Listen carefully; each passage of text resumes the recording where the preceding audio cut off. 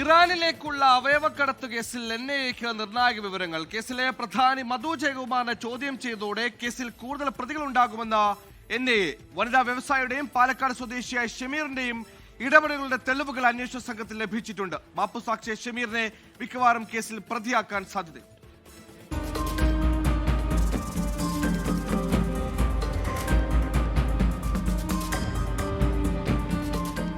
ഇറാനിലേക്കുള്ള അവയവക്കടത്തിൽ കൂടുതൽ പ്രതികൾ ഉണ്ടാകുമെന്ന് NIA.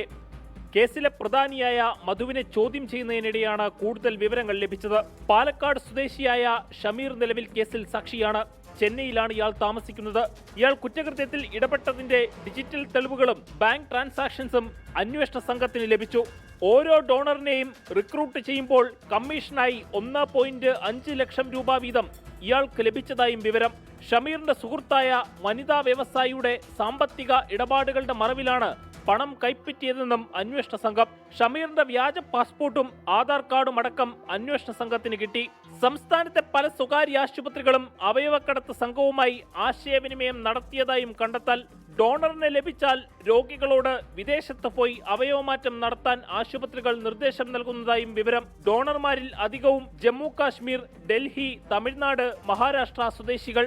ആദ്യം ശ്രീലങ്ക കേന്ദ്രീകരിച്ചാണ് മധു അവയവക്കടത്ത് നടത്തിയിരുന്നത്. കേസിൽ കൂടുതൽ വിവരങ്ങൾ ലഭിക്കുന്നതോടെ രാജ്യാന്തര കണ്ണികളെ തന്നെ കണ്ടെത്താനാകുമെന്ന പ്രതീക്ഷയിലാണ് അന്വേഷണ സംഘം. 24 കൊച്ചി. ലോകത്തെവിടെയായാലും ഏത് സമയത്തും 24 വാർത്തകളും ഓഗ്മെന്റഡ് റിയാലിറ്റി പാക്കേജുകളും എക്സ്പ്ലെയിനറുകളും വിശദമായി കാണാൻ ഞങ്ങളുടെ യൂട്യൂബ് ചാനൽ നിങ്ങൾക്ക് സബ്സ്ക്രൈബ് ചെയ്യാം.